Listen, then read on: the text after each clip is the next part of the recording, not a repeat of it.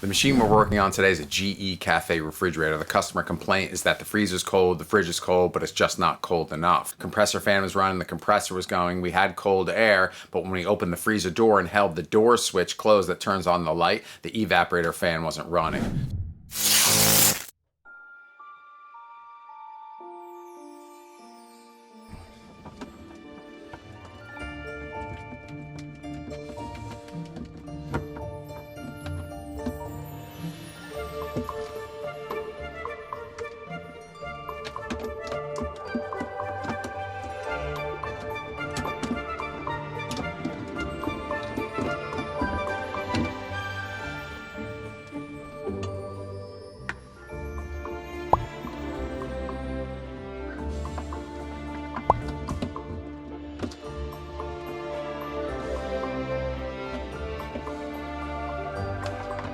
Make sure you tuck in all these wires and secure all the wires. You have a moving fan here, so you don't want any loose wires getting caught in that moving fan.